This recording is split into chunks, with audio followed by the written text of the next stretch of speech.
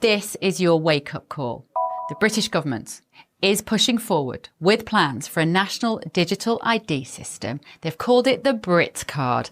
And if that name doesn't send a chill down your spine, you have not been paying attention. I'm Bev Turner, and this is GB News Originals. Don't forget to subscribe to the GB News YouTube channel, please. Now let's call it what it really is. The Brit Card is not about making your life easier. It's about making you easier to track, control, and punish if you step out of line across whatever line of the day is deemed important. They've wrapped it up in slick PR language about streamlining services and enhancing security and making sure that the Windrush scandal never happens again, because people who are allowed to live here will have the proof that they do so. They're also telling you all through the press that this will stop people coming over here on small boats. That is patently untrue. It isn't just about proving who you are online. That all sounds rather lovely. This is about building a centralised, state-controlled digital identity system that could be used, will be used, to link your finances, your medical history, your travel movements, your social media activity, even your social activity in real life, and more. It's quite frankly a digital dog tag, and once it's clipped around your neck, you will not be able to take it off. So let's start with the basics. What is this Brit Card? According to leaked briefings and government statements, and frankly any of us who've been paying attention knew this was coming, the Brit Card is going to act as a unified digital identification that every British citizen can use to access public services, to prove their identity, and eventually, though they won't say this part out loud, link with your banking, your health, and your travel movements. They're calling it optional for now, but we've heard that line before. Remember vaccine passports? Yes, I do. They started as a temporary solution, but within weeks, you couldn't get into a pub or fly abroad without one.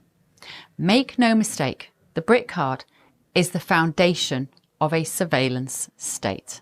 Once in place, it will become incredibly easy to expand, quietly, incrementally, until it is essential for anything you want to do. You want to apply for a job? Brit Card. Rent a flat? Brit Card. Take a train? You guessed it. Brit Card. And once that is normal, it is no longer this so-called card. It is a digital chain. It is invisible, but it is ironclad.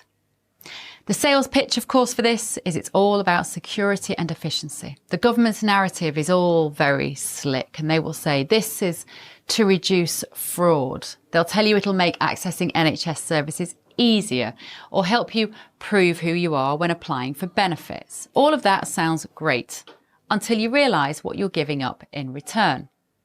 A centralised ID like the Brit Card will track everything you do. So when you check in to the GP surgery, the government will know.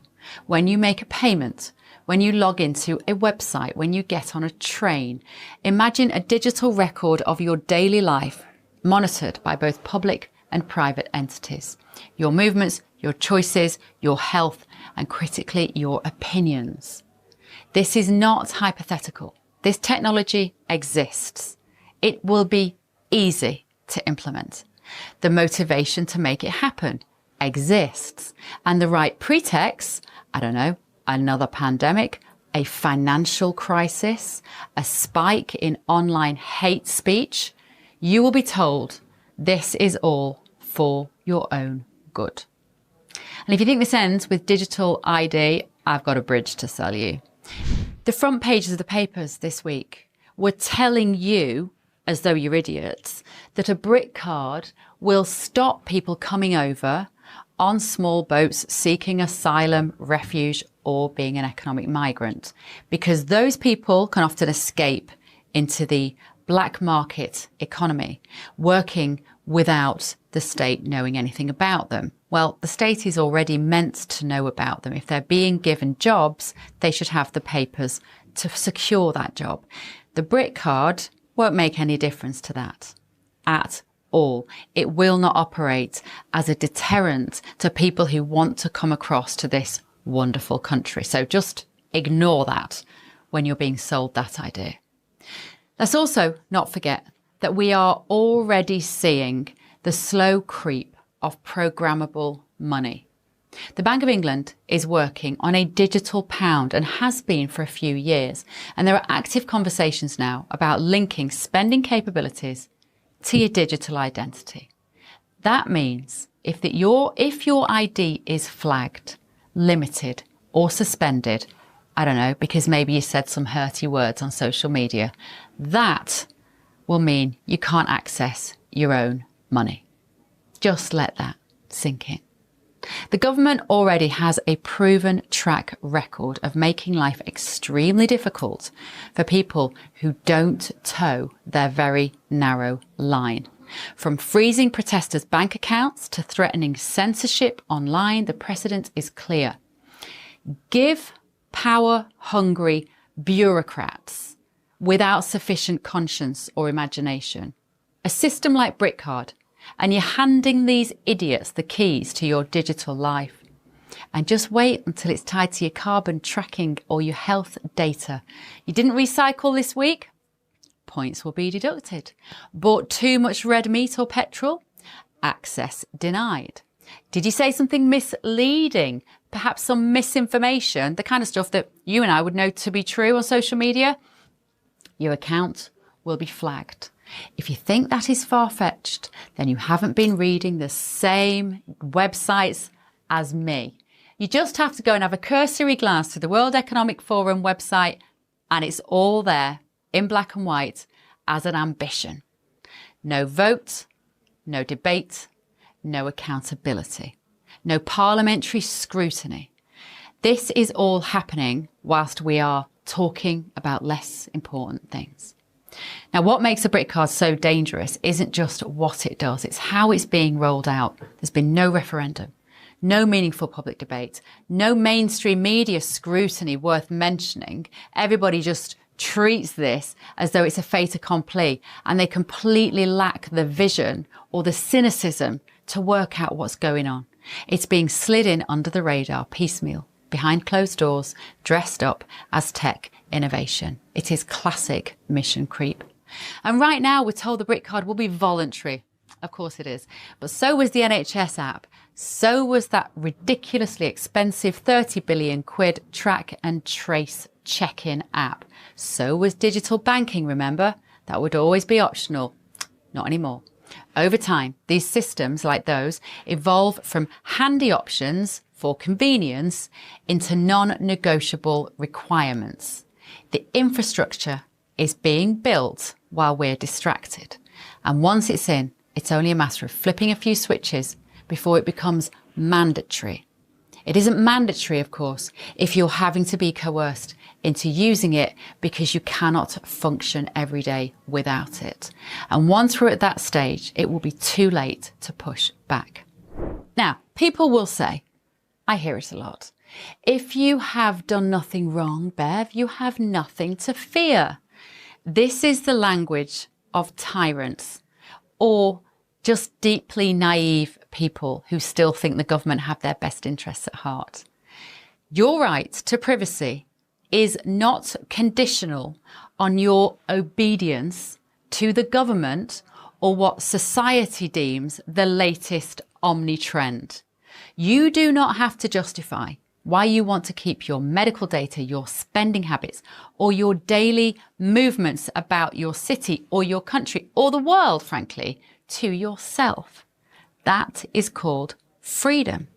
We are supposed to live in a liberal, Western democracy, not a digital cage in which we can't operate without the permission of bureaucrats at the other end of our telephones. Now, when the state can track you at will, freeze your finances and control access to services based on your compliance, it doesn't matter how well behaved you are. You've already lost the most basic of liberties, the freedom to live without constantly seeking permission to do normal, everyday things. So what can we do? This is the tricky part, but it is necessary. Try as far as possible not to opt in. And I know that's really difficult because we're not quite there yet, but there will be a pushback like there was with vaccine passports. Try not to let your data be captured willingly. Use cash still whenever possible. It's one of the best ways to fight back. It is private, it is anonymous, and it is the antidote to control-based payment systems. Speak to your MP. Demand transparency. Demand a referendum. Demand a say on this. Send them links. Send them this video. Hi. Send them anything that you think will educate your MPs, because they probably also feel similarly about freedom, but maybe they just don't understand the significance of what they are voting through. You need to support independent journalism as well, and tech alternatives. Big tech is part of the problem. We need decentralized platforms, not government monitored IDs. And talk to your mates, talk to your family. Make sure this isn't like vaccine passports where everyone was a little bit awkward and didn't know whether we should bring it up over Sunday lunch in case somebody at the table hadn't taken a state mandated injection. Talk about digital ID. Ask people, do you know what the Brit card is? Do you know what it will do? Do you know what the implications are? It's such an important conversation. It's literally the most important conversation that we should be having at this time. Because once the Brit card becomes part of daily life, resistance will be painted as extremist. Sounds familiar, doesn't it? So speak up now while we still can. And finally, this is about power. The Brit card isn't about technology. It's not about convenience. It's not even about illegal immigration, regardless of what they tell you. It is about power. Who has it? Who controls it? And who loses it? If we let our MPs, cheered on by tech companies, push this through without a fight, it won't be long before asking the wrong question, spending money on the wrong things, or holding the wrong opinion will put you on the wrong side of the system. And there will be millions of people who will be happy to cheer this through. It's not even about left or right.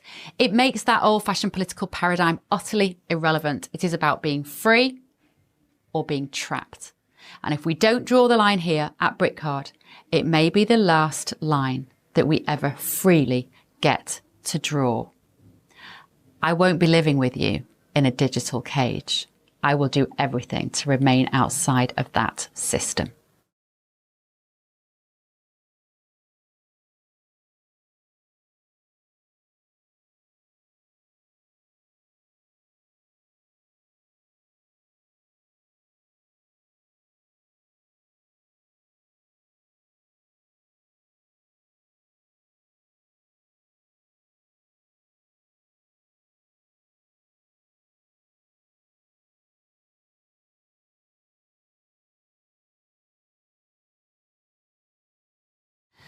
Thank you for watching.